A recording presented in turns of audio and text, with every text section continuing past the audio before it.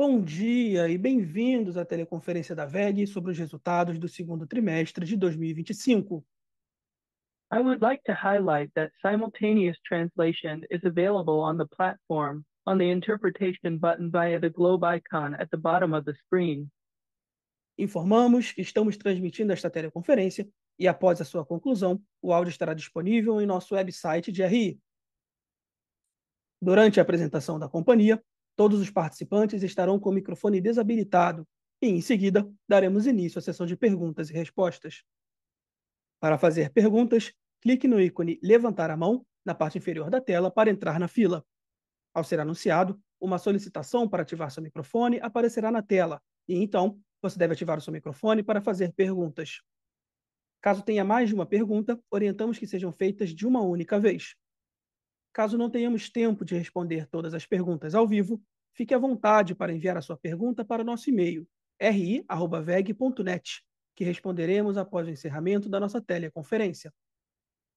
Ressaltamos que quaisquer previsões contidas neste documento ou eventuais declarações que possam ser feitas durante a teleconferência acerca de eventos futuros, as perspectivas dos negócios, as projeções e metas operacionais e financeiras e ao potencial de crescimento futuro da WEG, constituem-se em meras crenças e expectativas da administração da WEG, baseadas nas informações atualmente disponíveis.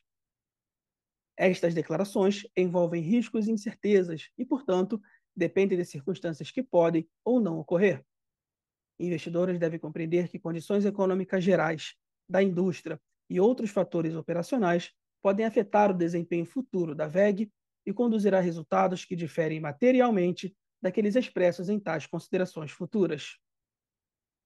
Conosco hoje em Jaraguá do Sul estão André Luiz Rodrigues, diretor superintendente administrativo financeiro, André Meneghetti Salgueiro, diretor de finanças e relações com investidores, e Felipe Escopel Hoffmann, gerente de relações com investidores.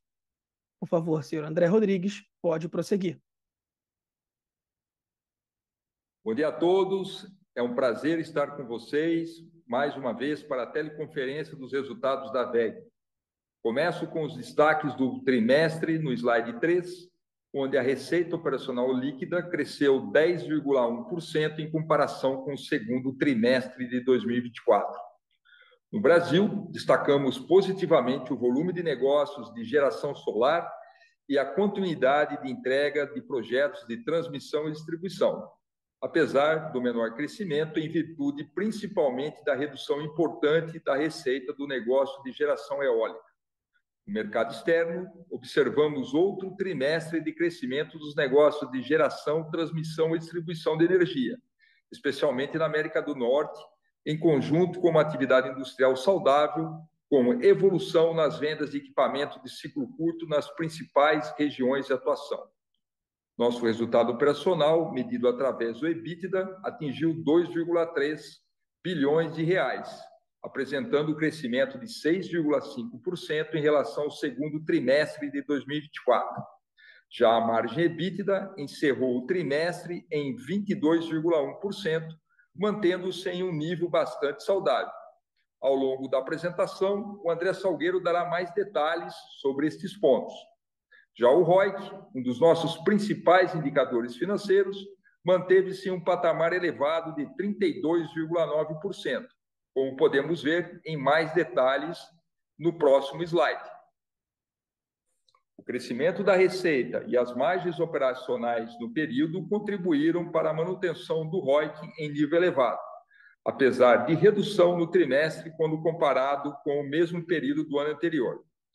Além do crescimento do capital investido devido aos investimentos em ativos fixos e aquisições no período, é importante lembrar que o ROIC do segundo trimestre de 2024 foi positivamente impactado pelo reconhecimento de incentivos fiscais não recorrentes. Passo agora a palavra para o André Salgueiro continuar. Obrigado, André. Bom dia a todos. No slide 5, eu apresento a evolução da receita das nossas áreas de negócio. No Brasil, observamos demanda positiva para motores elétricos de baixa tensão, pulverizada nos diversos segmentos de atuação. Nos equipamentos seriados de automação, observamos oscilação na demanda, principalmente em virtude do alto nível de estoques de clientes importantes. Para equipamentos de ciclo longo, como motores elétricos de média tensão e painéis de automação, tivemos acomodação das entregas de projetos, em um cenário mais restritivo para novos investimentos de grande porte. Em GTD, apesar da redução na receita de projetos eólicos em 2025, observamos continuidade do alto volume de entregas de projetos de geração solar centralizada, que, aliado ao bom desempenho no negócio de TID, contribuíram positivamente para o trimestre. Importante destacar que, excluindo o negócio de geração eólica, todos os negócios relevantes cresceram a taxas de 2 dígitos nesse trimestre. Na área de motores comerciais e appliance, observamos manutenção das vendas com relação ao mesmo período do ano anterior, com bons resultados em segmentos importantes como fabricantes de ar-condicionado e motobombas, porém com queda de receita no negócio de lavadoras. Já em tintas e vernizes, a demanda continuou saudável, com destaque para os segmentos de água e saneamento e implementos agrícolas. No mercado externo, observamos uma melhora na atividade industrial nas principais regiões de atuação, com bom desempenho para equipamentos de ciclo curto, como motores elétricos e produtos seriados de automação. Nos equipamentos de ciclo longo, continuamos com uma boa demanda nos segmentos de óleo e gás e água e saneamento, mas o atual cenário político e econômico global vem trazendo impacto no processo decisório de novos investimentos. Na área de GTD, continuamos aproveitando as oportunidades presentes no mercado de TID na América do Norte, apesar da menor concentração de entregas de projetos nesse trimestre. Importante destacar que a carteira de pedidos de TID está bastante saudável e as fábricas operando em plena capacidade. Os negócios de geradores da Marathon nos Estados Unidos e na China também contribuíram para o crescimento da área de negócio. Em motores comerciais e appliance, observamos crescimento na receita em algumas regiões importantes, com destaque para as operações na China e na América do Norte. E em tintas e vernizes, o crescimento da demanda foi motivado principalmente pelo bom resultado na operação do México, aliado às exportações do Brasil para países da América Latina. O slide 6 mostra a evolução do EBITDA, que apresentou um crescimento de 6,5%, enquanto a margem EBITDA encerrou o trimestre em 22,1%, com evolução comparada ao primeiro trimestre de 2025 e uma leve acomodação quando comparada ao mesmo período do ano anterior, reflexo principalmente da mudança do mix de produtos, além da consolidação dos negócios adquiridos no período. Finalmente, no slide 7, mostramos a evolução dos nossos investimentos, que somaram 583 milhões de reais, sendo 63% no Brasil e 37% no exterior. No Brasil, seguimos com a modernização e a expansão da capacidade de produção em TID, além de aumento de capacidade e ganhos de produtividade em Jaraguá do Sul. E no exterior, continuamos com os investimentos no México, com destaque para o avanço na construção da nova fábrica de transformadores. Com isso, eu finalizo a minha parte e devolvo a palavra ao André. Indo agora para o slide 8, antes de passarmos para a sessão de perguntas e respostas, eu gostaria de destacar que, primeiro, em maio, anunciamos a aquisição dos ativos da Heresite Protective Coatings, empresa americana de revestimentos industriais. Ela foi fundada em 1935, é uma empresa consolidada no mercado de revestimento industrial, que, além de atuar no mercado norte-americano, também possui uma forte presença internacional. E na semana passada, anunciamos a continuidade e melhora significativa no índice FTSE4Good, um dos mais importantes indicadores globais de desempenho e sustentabilidade corporativa. Integramos esse índice desde 2016 e esse resultado é reflexo de iniciativas contínuas para promover as práticas de sustentabilidade empresarial dentro e fora da companhia. Por fim, eu gostaria de falar um pouco sobre as perspectivas para o restante do ano. Continuamos com uma dinâmica operacional saudável, que, aliado ao mix de produtos vendidos, devem continuar suportando boas margens operacionais. Também seguimos confiantes em nossa estratégia baseada em presença global, um portfólio de produtos diversificado e presença em vários segmentos, que nos permite reagir às mudanças de cenário de forma rápida e mitigar possíveis impactos macroeconômicos. E finalizando, é fundamental acompanhar de perto o cenário geopolítico e macroeconômico, pois eventuais mudanças podem mudar a dinâmica dos negócios ao longo do restante do ano. Encerro aqui a nossa apresentação e podemos seguir para a sessão de perguntas e respostas. Agora começaremos a sessão de perguntas e respostas. Lembrando que para fazer perguntas, vocês devem clicar no ícone levantar a mão na parte inferior da tela para entrar na fila. Ao ser anunciado, uma solicitação para ativar seu microfone aparecerá na tela. E então, você deve ativar o seu microfone para fazer perguntas. Solicitamos, por gentileza, que as perguntas sejam feitas todas de uma única vez.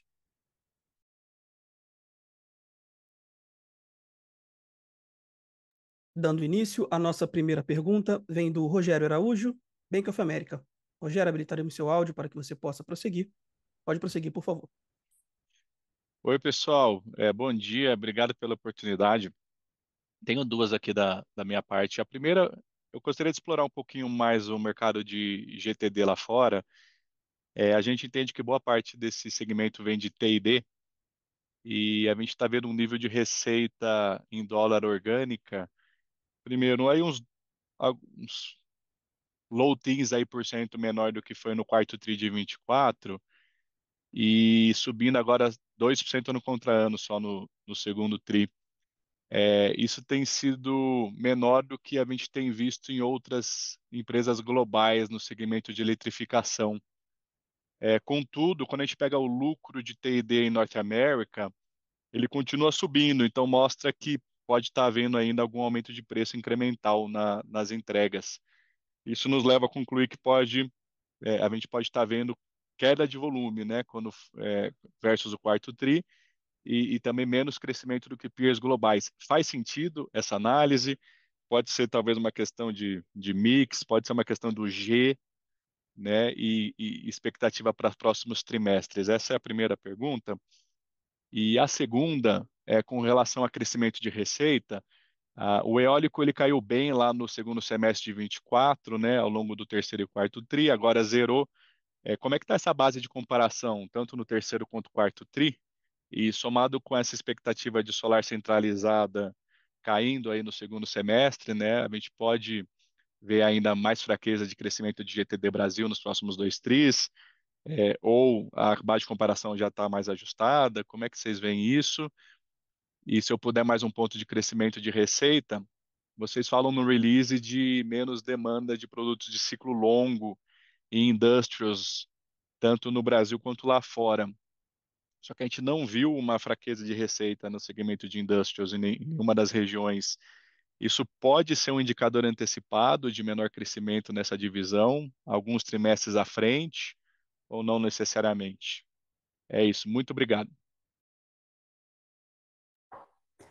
Oi, Rogério, bom dia, é o Salgueiro aqui, obrigado pelas perguntas. Vou começar falando um pouco de GTD aqui, mercado externo, né, que foi a primeira parte da pergunta. Acho que o primeiro ponto é importante mencionar que a gente tem aqui, GTD mercado externo, uma exposição predominante de TID, mas a gente tem também o negócio de geração, né? Então, grandes números, a gente está falando mais ou menos aí em torno de uns 65% é o negócio de TID e 35% é o negócio de geração. Quando a gente vê a performance nos últimos trimestres, principalmente, estou falando aqui primeiro e segundo trimestre desse ano, a gente está vendo uma performance ainda bastante saudável no negócio de T&D, como a gente vem reportando já há algum tempo, né? Carteira cheia, fábrica cheia, e a gente rodando aí com a capacidade das operações do mercado externo praticamente a plena capacidade, e sim apresentando um crescimento em relação ao ano passado, que na prática ele pode mudar um pouco de trimestre a trimestre, principalmente dependendo do nível de entregas que você tem dentro do trimestre, né? Então pode escorregar alguma coisa de um trimestre para o outro, é natural dessa parte do processo, desse negócio, mas quando a gente olha para a T&D como um todo, o segmento ele continua com uma perspectiva bastante positiva aí, e com um crescimento para esse ano. O que tem acontecido e está interferindo, né, nessa performance quando a gente olha para o consolidado é basicamente a parte de geração, né?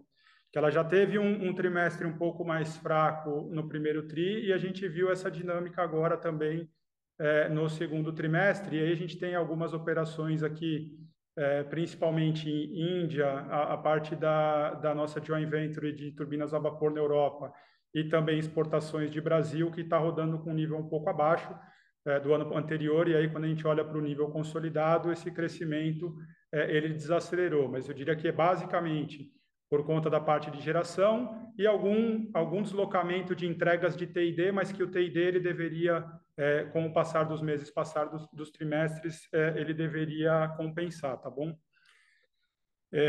Com relação à performance de GTD Brasil, de fato a gente tem aqui alguns segmentos e segmentos importantes e que estão com a dinâmica aí mudando de um ano para o outro, né? Então, o primeiro que você comentou, é eólico, e o eólico a gente já vem falando, né, desde o final do ano passado que a gente não teria carteira para esse ano, e quando a gente olha para a performance do ano passado, a gente teve um ano bastante positivo, com uma concentração maior de entregas no primeiro semestre do ano, né? Então, o primeiro e o segundo trimestre do ano passado foram os trimestres mais relevantes de faturamento do eólico. Esse faturamento ele começou a diminuir já a partir do terceiro trimestre. Então, do ponto de vista do eólico, a gente deveria ter um impacto menor daqui para frente. Só acho que é importante comentar aqui que a gente tem o solar, e aí o solar ele voltou com uma relevância mais forte na parte de geração centralizada a partir do quarto trimestre do ano passado.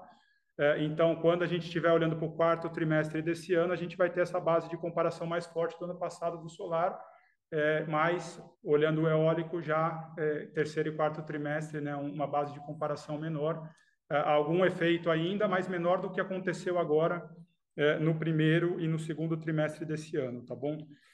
E por fim, acho que a pergunta de ciclo longo internacional ou ciclo longo geral em equipamentos eletroeletrônicos industriais, a gente tem percebido alguma oscilação na parte de receita, mas eu diria que o impacto mais relevante ou a sinalização que a gente colocou ali no release ligado também à parte de entrada de pedidos, né? E acho que essas questões de tarifas e discussões aí geopolíticas têm impactado um pouco o processo decisório desses novos projetos, e a gente tem visto um pouco essa desaceleração. Mas, de forma geral, a gente não tem... A parte de ciclo curto, ela continua bastante positiva, né? Até se a gente olha equipamentos eletroeletrônicos industriais, mercado externo, o segundo trimestre do ano, a gente viu uma melhora significativa em relação ao primeiro trimestre do ano, né? Então, mais concentrado nesse processo decisório de projetos de ciclo longo, e aqui a gente vai precisar acompanhar aí a evolução e as definições a partir dos próximos meses. Muito bom, Salgueiro, ficou claríssimo. Muito obrigado. Bom dia a todos. Continuando, a nossa próxima pergunta vem do Lucas Lag, XP Investimentos. Lucas, habilitaremos seu áudio para que você possa prosseguir. Pode prosseguir, por favor. Bom dia, pessoal. Obrigado pelo espaço também. Eu queria explorar alguns pontos também relacionados à receita e alguns follow-ups também em relação aos pontos anteriores. Mas acho que nessa questão do crescimento orgânico, né, acho que mesma coisa, a gente tira o efeito de aquisições e ajusta pelo efeito cambial, né? Em mercados externos a gente vê essa desaceleração. Acho que a gente chega em 1% ano contra ano ali, tirando esses efeitos, né? E aí acho que grande parte explicado pelo eólico, como vocês falaram. Mas só para entender melhor alguns pontos aqui em relação às perspectivas para frente, né? O primeiro em relação à América do Norte, e até olhando para resultado de alguns competidores, realmente, assim, a gente vê uma entrada bem forte de carteira de pedidos, principalmente para acho que equipamentos de motion ali e numa ótica mais de ciclo curto, mas chama atenção essa diferença, né, de ciclo longo comparado com o ciclo curto, né? Normalmente ciclo curto acaba é, desacelerando antes, né, de ciclo longo, quando o ciclo começa a virar, e a gente está vendo justamente o contrário, né? Então, no contexto de América do Norte, o que vocês acham que pode explicar essa diferença? Se, não sei se eventualmente algum movimento de pre-buy ali para equipamento de ciclo curto se antecipando a uma escalada dessa questão de tarifa, e como, né, nesse contexto, como que vocês, talvez agora, enfim, em julho? Como que vocês estão avaliando essa entrada de carteira de pedidos né, nessas duas categorias, nesse contexto de escalada de tarifa? Então, mais para entender, acho que essa diferença de performance aqui normalmente acontece o contrário, né? Ciclo longo, ciclo curto acaba desacelerando antes. E no TID, a gente entende, né, que e vocês comentaram, né, que a capacidade tá tomada, né, estão com utilização bastante alta, mas dado que, né, os últimos pedidos, né, vieram e entraram na carteira de pedidos com um contexto de pouca oferta, naturalmente a gente pensaria em preços mais altos à medida que vocês vão faturando esses pedidos dos últimos anos, né? Então, assim, pensando em crescimento de receita, dá para considerar alguma aceleração segundo semestre ou 2026 em T&D numa ótica de preço, mesmo com pouca capacidade ociosa, ou essa aceleração deveria vir mais em 2027 com o início das operações das novas capacidades de Estados Unidos e México?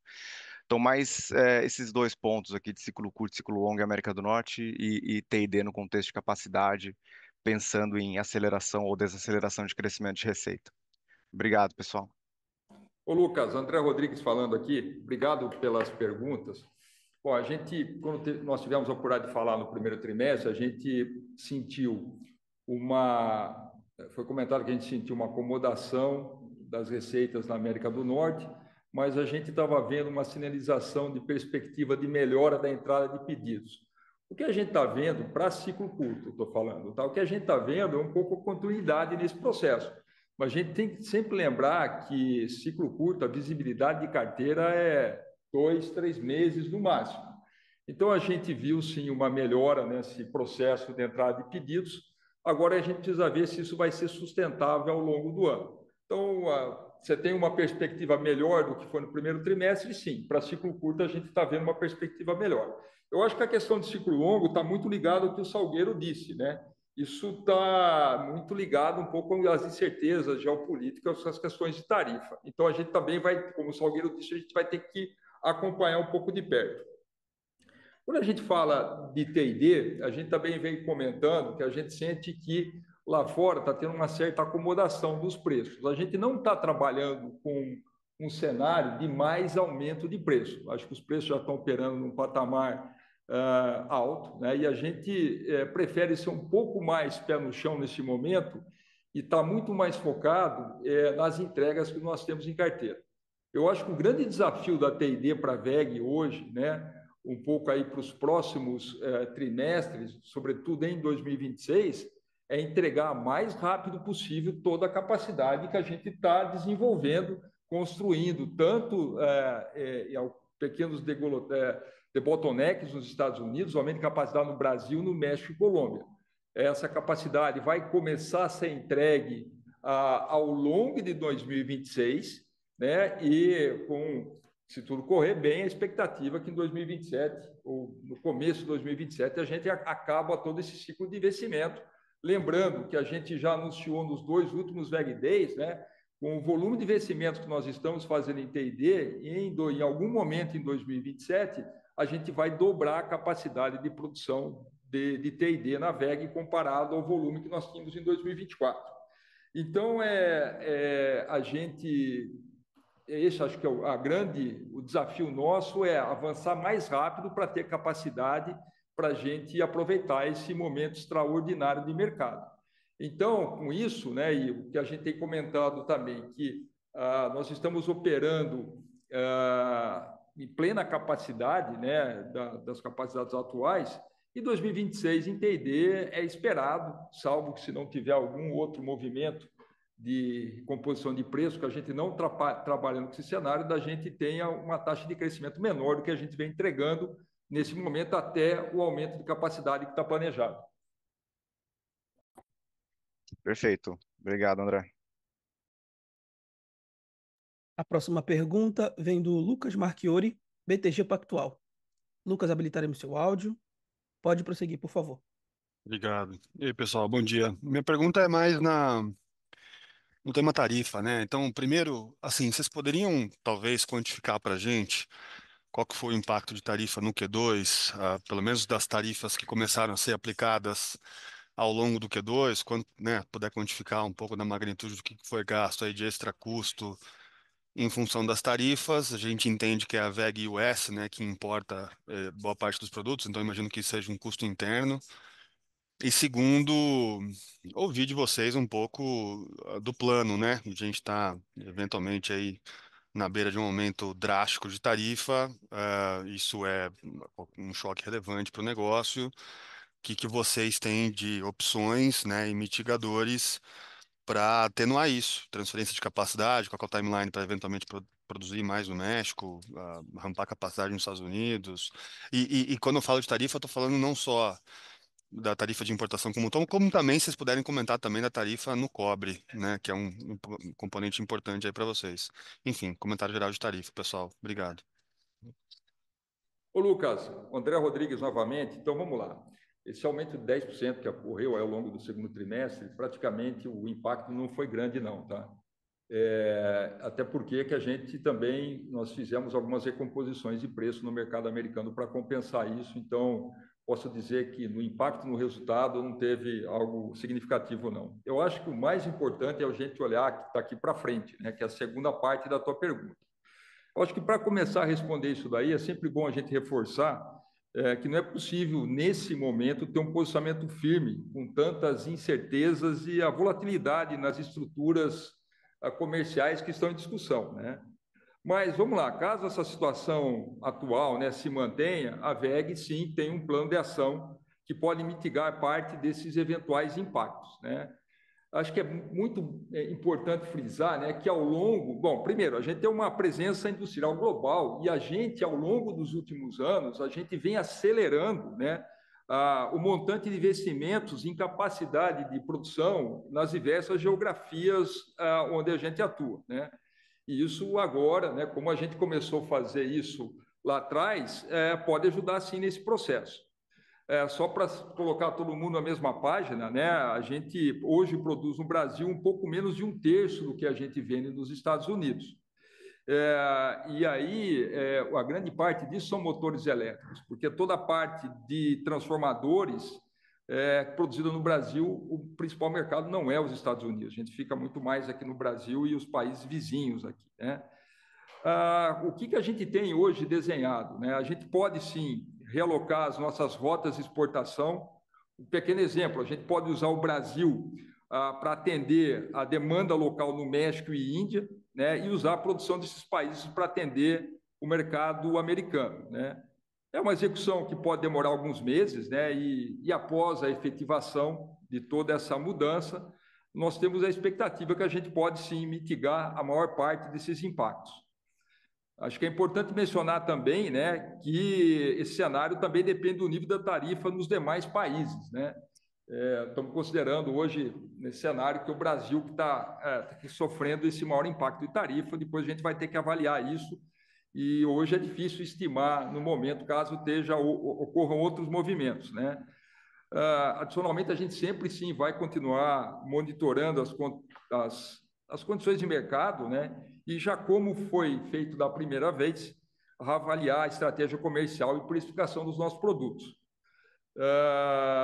Mas vale lembrar também que o mercado local americano depende de importação de tantos produtos acabados quanto de suprimentos que a gente já está observando aumento de preço no mercado.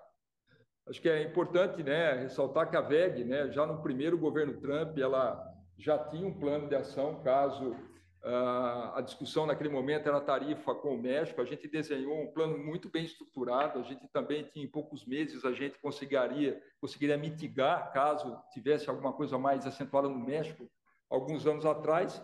E, ao longo desse tempo, a gente hoje está numa situação bem melhor de footprint industrial, para ter essa flexibilidade de realocar as cadeias de exportação. E a questão do cobre, eu acho que ainda não tem nada concreto sobre esse aumento, até onde nós sabemos aqui. Fechado. Obrigado, André. Bom dia, pessoal.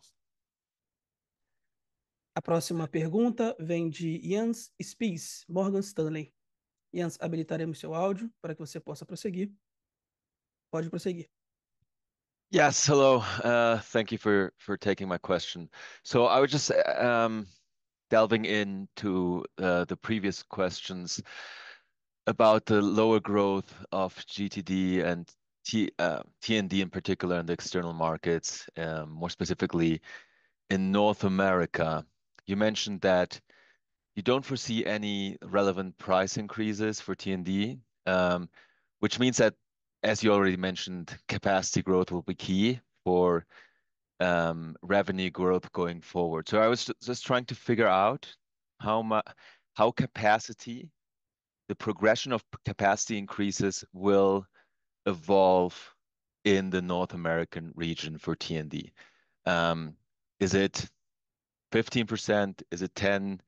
How will it happen in, I don't know, for the rest of this year, 2026, 2027? So very interesting to understand that. Obviously, I know there are a lot of uncertainties, but any guidance would be much appreciated. Thank you. Jens, obrigado pela pergunta. Eu vou manter aqui a resposta em português para a gente continuar com a tradução simultânea. Com relação a T&D América do Norte, né? Só o comentário com relação à precificação dos produtos. Na verdade, aqui quando a gente fala em T&D, a grande maioria aqui, principalmente América do Norte, são produtos de ciclo mais longo e a precificação ela acaba sendo projeto a projeto, né? Então, acho que o comentário do André Rodrigues, quando a gente fala que a gente está vendo hoje um platô de preços, né? Eu diria que o preço ele está meio que estabilizado num patamar alto já há algum tempo, mas quando a gente olha para a carteira que a gente está performando hoje, tem transformadores que estão sendo entregues hoje que eles foram vendidos há 1 ano, 8 meses atrás, né? Então, com o passar do tempo, a gente tem sim alguma evolução e algum efeito de preço que ele ainda está acontecendo, mas à medida que a gente está vendo esse platô de preço já há algum tempo, esse efeito preço ele tende a ser um pouco menos relevante daqui para frente, tá? Então tem sim alguma coisa para acontecer, mas menos relevante do que aconteceu nos últimos anos. Com relação à capacidade de produção, a gente, na verdade, o número que a gente divulgou para a T&D, considerando todos os investimentos, inclusive os que estão sendo feitos aqui no Brasil, que a gente pretende dobrar a capacidade de T&D para atender todas as geografias que a gente tem exposição, baseado na capacidade que a gente tinha ali no final de 23, início de 24, comparado à capacidade que a gente vai ter a partir do primeiro trimestre ali de 2027. Parte dessa capacidade do primeiro anúncio, ela já veio sendo adicionada, principalmente aqui no Brasil e alguma coisa que a gente vem fazendo no México.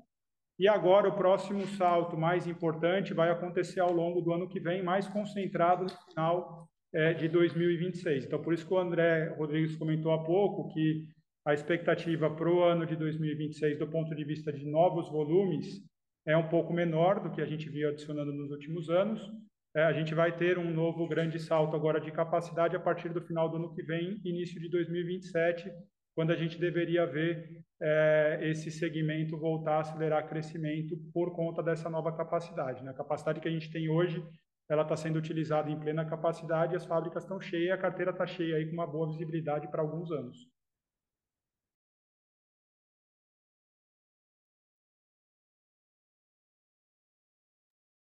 Perfect. Thank you.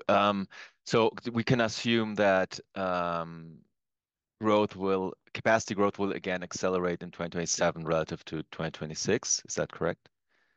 Just to be clear. Thank you. Sim, está correto. Perfect. Appreciate it. Thank you. Dando continuidade, a nossa próxima pergunta vem do Jonathan Coutras, JP Morgan. Jonathan, habilitaremos seu áudio. Pode prosseguir, por favor. Bom dia, André Rodrigues, Salgueiro. Time, tenho só uma pergunta do meu lado. Se pudessem dar um update acerca da capacidade ociosa atual, né, nos ativos da Marathon, Champ e Rotor, se continua naquela casa dos 50% na época da aquisição, agora após o segundo TRI, e também se vocês estão vendo aquele gap, né, da margem EBITDA desses ativos para consolidada, fechando nos últimos TRIs, né, se essa margem já está indo para casa de 2 dígitos. Obrigado, pessoal. Ô, Jonathan, André Rodrigues aqui, né, para pegar essa pergunta da Marathon. Olha, a gente tem que separar o negócio da Marathon em dois negócios, né? O negócio de alternador, gerador, e o negócio de motores de baixa tensão. Na questão de motores de baixa tensão, está rodando mais ou menos nessa capacidade que você falou, um pouquinho melhor do que quando a gente fez aí a aquisição, mas sem dúvida, o negócio de gerador, a gente está praticamente rodando a plena capacidade. Até nós temos aí previsto para o final de setembro o primeiro investimento para aumentar a nossa capacidade de produção de geradores na América do Norte e já planejado um novo ciclo de investimentos dado a demanda e a entrada de pedidos desse produto. E tudo ligado a essa questão da inteligência artificial generativa, a construção de data centers que precisa ter uma redundância plena e isso é feito com grupos geradores. Então, se de um lado a gente está ainda avançando do ponto de vista para trabalhar, para aumentar a entrada de pedidos no negócio de motor elétrico de baixa tensão, no negócio de geradores, quanto mais capacidade a gente também colocar no curto prazo, melhor ainda, tanto que, como eu disse, a expectativa final de setembro a gente já entra com um novo patamar de capacidade e em 2026 planejado novos investimentos para continuar crescendo nesse negócio de geradores na América do Norte. A questão que envolve aí os ganhos de margem e as questões de integração, o plano está conseguindo como a gente planejou, né? É uma jornada aí de longo prazo que vai levar alguns anos. Eu acho que o que a gente poderia capturar no curto prazo já foi feito, a sinergia de compra de matérias-primas, uma parte importante, né, a primeira etapa das questões de back-office da América do Norte também concluída nesse segundo trimestre, e agora sim, né, todas as equipes estão trabalhando aí, né, para reavaliar, por exemplo, o portfólio para possível patronização de componentes e também os planos de aumento de capacidade para produzir componentes, para trazer mais verticalização nos negócios da Marathon, que isso vai impactar a margem um pouco mais à frente. Perfeito, obrigado, André. A próxima pergunta vem do João Friso, Goldman Sachs. João, habilitaremos seu áudio para que você possa prosseguir. Pode prosseguir, por favor. Bom dia, pessoal. Obrigado por pegarem minhas perguntas. Eu tenho duas aqui do meu lado. Uma primeira é um pouco mais big picture, né? Vocês mencionaram que o ciclo longo, tanto o Brasil quanto no exterior, né, para a parte de motor elétrico industrial, está sendo impactado por um cenário mais incerto lá fora e os juros mais altos aqui.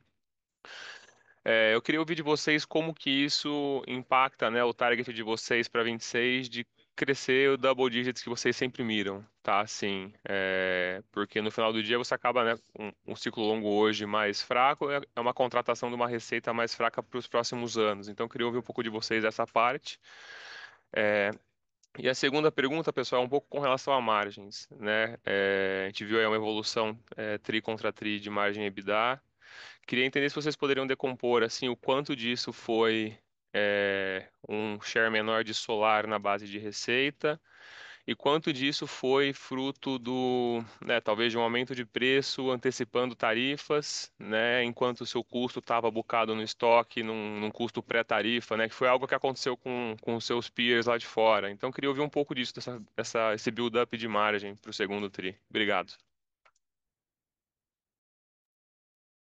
Oi, João, bom dia. Obrigado pelas perguntas. Com relação à expectativa de crescimento para 26, acho que está um pouco cedo para a gente comentar, né? A gente tem o trabalho oficial de orçamento que ele é realizado ali mais para outubro, novembro do ano. E a gente tem ainda muita coisa que pode mudar, né? Só lembrando essa parte de quando a gente fala ciclo longo industrial, o lead time ele não é tão longo assim, né? A gente está olhando eventualmente uma entrada de pedidos que pode acontecer hoje ou nos próximos meses, ela já interferiria ou geraria receita ao longo do ano que vem, né? Então vai depender muito da dinâmica de entrada de pedidos daqui para frente. Aí obviamente isso está ligado tanto ao cenário Brasil quanto lá fora a motivos distintos, mas que podem mudar aí ao longo do ano. Então, a gente vai precisar acompanhar e fazer esse trabalho de orçamento mais para o final do ano, para ter uma visão mais clara de como fica para o ano que vem. E olhando para o consolidado, a gente tem outros negócios, né, e outras iniciativas que a gente sempre Aí a gente volta naquela questão da diversificação, né, no modelo de diversificação da WEG, que quando alguma parte do negócio não está indo tão bem, a gente vai buscar crescimento em outros negócios, né? E aí, só para citar alguns, a gente tem falado já há algum tempo, a parte de compensadores síncronos vem melhorando bastante, a entrada de pedidos aí bastante saudável para o final desse ano e já construindo uma boa carteira para o ano que vem. A gente vê o próprio negócio de mobilidade elétrica também ganhando um pouco mais de tração, seja nos ônibus elétricos, powertrain, packs de bateria, e o próprio negócio de BES, né, que é um negócio que, de alguma forma, tinha até uma expectativa maior para esse ano por conta do leilão, que acabou escorregando para o ano que vem, mas a gente tem visto alguns pedidos de pequeno e médio porte acontecendo, e a gente tem uma expectativa aí de que esse negócio também, em algum momento, vai começar a contribuir de uma forma mais positiva aí para o nosso crescimento, né? Então, a gente precisa acompanhar todas essas variáveis e, aí, obviamente, mais para o final do ano, quando a gente tiver uma clareza um pouco melhor do desempenho do ano que vem, a gente pode compartilhar um pouco mais de informações com vocês, né? Mas vocês sabem, a gente sempre fala isso, né? Nosso objetivo no médio e longo prazo vai ser sempre conseguir crescer em taxas de 2 dígitos, né? Então, a gente vai continuar buscando e perseguindo esse nível de crescimento. Com relação à margem do trimestre, são várias moving parts, né? Até é difícil comentar o principal impacto, acho que é um pouco de tudo que você comentou, João. Tem sim um efeito de mix, e aí a gente tem dois aspectos com relação a mix, né? Que na verdade, olhando em relação ao primeiro trimestre, é basicamente o solar, né? O solar ele já foi menor no segundo tri. Se a gente estiver olhando em relação ao ano passado, a gente tem a questão do eólico também, né? E a gente tem todos os outros efeitos dos demais negócios, né? E aí a gente eventualmente está falando de recomposição de preço que foi feito lá fora, aqui no Brasil, uma série de outros fatores, e uma melhora também da dinâmica da demanda de ciclo curto industrial que a gente viu principalmente no mercado externo. Maravilha, André, brigadão, super claro. Próxima pergunta vem de Gabriel Rezende, Itaú BBA. Gabriel, habilitaremos seu áudio. Pode prosseguir, por favor.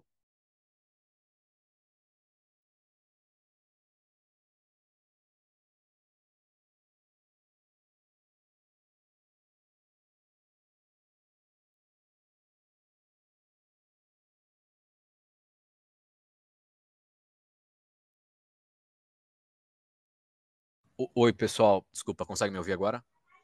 Sim, Gabriel, pode prosseguir, por favor. Queria só voltar aqui na discussão sobre a dinâmica tarifária. A gente tem mapeado aqui que alguns concorrentes de vocês no Brasil, nos últimos anos, se voltaram bastante para a exportação para os Estados Unidos, né? Principalmente ali no segmento de transformadores. Então, só queria entender se, eventualmente, a gente poderia esperar que um cenário competitivo em alguns segmentos específicos, talvez um pouco pior no Brasil, talvez principalmente ali do lado de transformadores e, enfim, o que vocês entendem que poderia proteger a WEG se esse cenário competitivo de fato se deteriorar. E aí um segundo ponto, se vocês puderem comentar um pouquinho, né? A gente acabou de discutir margem aqui, a gente falou bastante sobre preço de transformadores lá fora, mas se vocês pudessem comentar como que vocês e os competidores têm se comportado em relação a repasses de preço lá fora, seria bem útil para a gente também, nos outros produtos além de transformadores. Obrigado. Oi, Gabriel. Voltando então, obrigado pelas perguntas, né? Vamos lá, né? Como é que funciona, sobretudo, o mercado de transformadores de grande porte, né? Onde está concentrado, aí, pelo a gente entende, dos nossos concorrentes baseados no Brasil, o que basicamente são esses produtos que eles estão exportando para os Estados Unidos, né? Basicamente, pelo que a gente entende, que todos estão tomados aí, né, com contratos com matéria-prima que eventualmente já está nos planejamentos de produção de todos eles até 2027, tá? Então a gente não está vendo, a gente não está vendo uma mudança dessa dinâmica no curto, pode chamar até 2027 do que já está contratado, tá? Então, acho que a WEG vai seguir com a sua estratégia, né, de atender os mercados as regiões com fábricas próximas a esse mercado, como a gente tem aqui no Brasil, como a gente tem aumentando capacidade na Colômbia, além do Brasil, aumento de capacidade no México, os aumentos de capacidade que nós fizemos nos Estados Unidos, se for necessário, a gente pode até repensar um pouco isso. Então, a gente não está vendo um cenário hoje, no curto prazo, onde pode ter uma mudança nesse processo de direcionamento de exportações que estão contratadas para o mercado brasileiro, tá? E a questão se eu entendi a tua pergunta, das questões de precificação de transformador, foi um pouco aquilo que a gente já comentou, né? A gente está vendo aí uma situação onde a gente não está trabalhando com um cenário de aumento de preço adicional do jeito que está hoje, porque acho que já está ajustado nessa questão de demanda e oferta, até porque um aumento muito forte em determinadas geografias você pode até ser um convite para novos entrantes. Então, acho que o mercado está operando com uma precificação boa, as margens, tanto da WEG nesse segmento como dos concorrentes, eu acho que estão operando num patamar adequado. Então, a gente não está vendo aí uma mudança nisso. Ótimo, tá claro, André.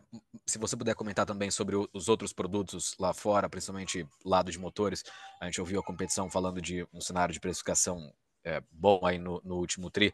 Enfim, entender se em motores você também tem visto uma dinâmica saudável aí do lado de preço. Não, desculpa, eu esqueci de comentar isso. Não, a gente só viu e fez uma movimentação, não só a WEG como os concorrentes, no mercado americano devido às tarifas. Os outros mercados a gente não está vendo uma sinalização nesse sentido, não. Tá claro, André. Obrigado. A próxima pergunta vem de André Mazzini, Citi. André, habilitaremos seu áudio. Pode prosseguir, por favor.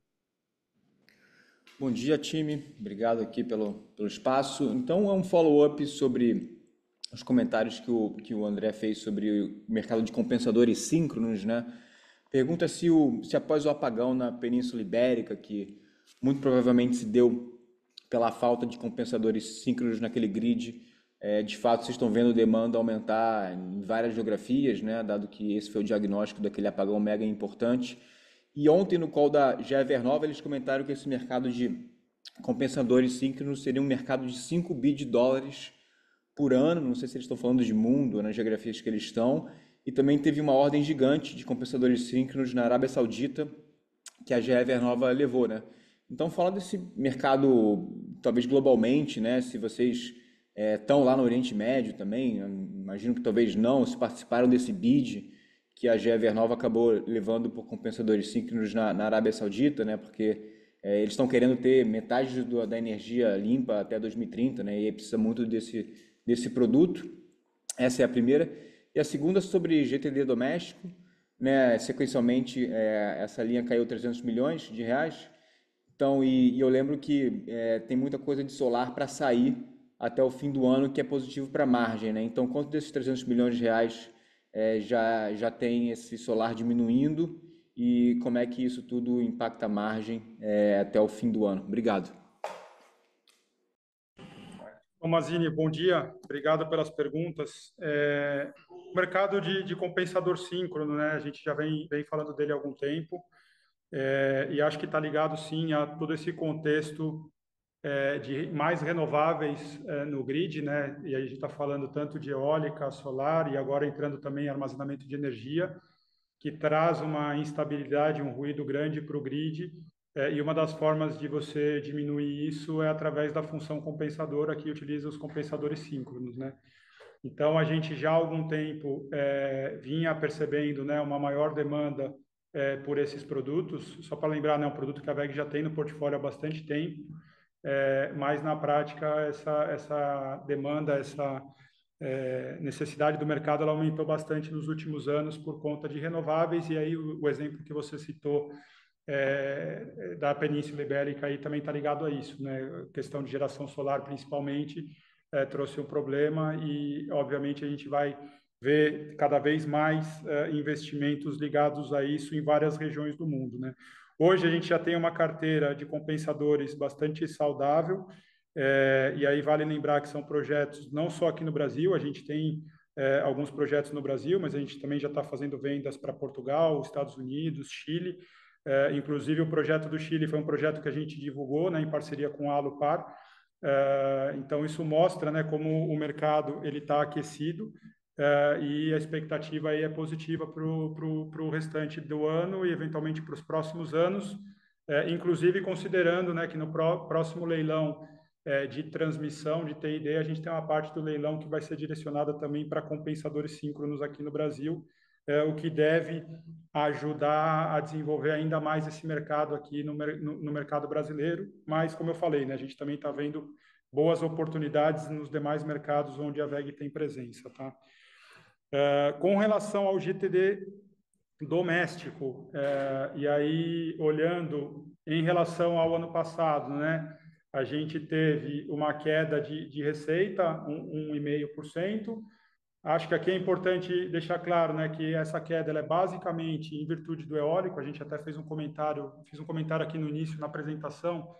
Se a gente exclui o eólico da base de comparação, o GTD Brasil teria crescido mais de 20%. Então, a gente teve, de fato, uma concentração grande de eólico no segundo trimestre do ano passado e uma receita muito menor esse ano, porque o que a gente tem esse ano é basicamente a receita de operação e manutenção, né? A gente não tem novas máquinas sendo vendidas, tá? Com relação à performance do primeiro trimestre, aí o efeito maior foi em relação ao solar, porque a gente teve uma maior concentração de fazendas, né, de geração centralizada de solar no primeiro trimestre, ainda com um desempenho relativamente bom no segundo tri, mas já abaixo do nível do primeiro trimestre.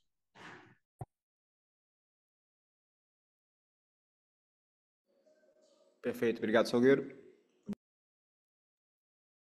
A nossa próxima pergunta vem do Alberto Valério, UBS. Alberto, habilitaremos seu áudio. Pode prosseguir, por favor. Bom dia, Salgueiro e Rodrigues. Obrigado aí pela oportunidade. Eu queria fazer uma pergunta um pouquinho mais do balanço aí. Fique à vontade se vocês quiserem fazer o follow-up depois, e não precisa de ser agora não. Mas seria um pouquinho do R&D, né, de pesquisa e desenvolvimento de vocês. Essa linha cresceu ano contra ano aí, relevante da receita, uns 3% da receita.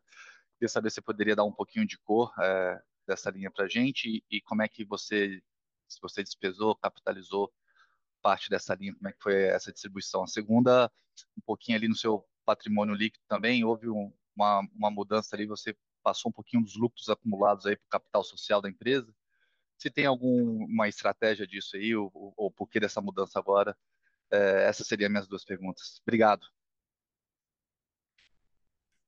Oi, Alberto Salgueiro.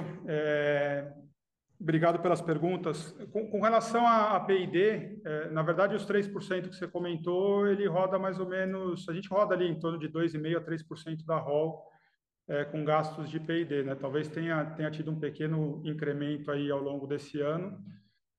Não tenho todos os detalhes aqui, a gente pode depois, eventualmente, um pouco mais a fundo e fazer esse follow-up com você, mas, assim, de bate-pronto, não tem nada fora da normalidade, né? A gente segue os investimentos aqui, o processo de desenvolvimento de novos produtos e o que a gente vem fazendo aí regularmente ao longo dos anos. Com relação à movimentação no patrimônio líquido, foi referente a um aumento de capital que a gente realizou no início desse ano. E aí aqui, basicamente, a gente tem uma questão contábil que a reserva de lucro ela não pode ultrapassar o valor do capital social. E aí, quando chega próximo a esse nível, a gente precisa destinar parte da reserva. E a forma que a gente decidiu fazer isso foi através de um aumento de capital, né? Mas isso aconteceu ao longo do primeiro trimestre, né? Então, foi basicamente essa transferência da linha de reservas de lucro para capital social. Perfeito. Obrigado.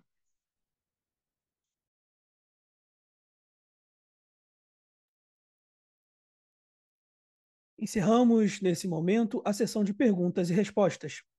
Lembrando que, caso tenha alguma dúvida, fique à vontade para enviar sua pergunta para o nosso e-mail, ri@veg.net.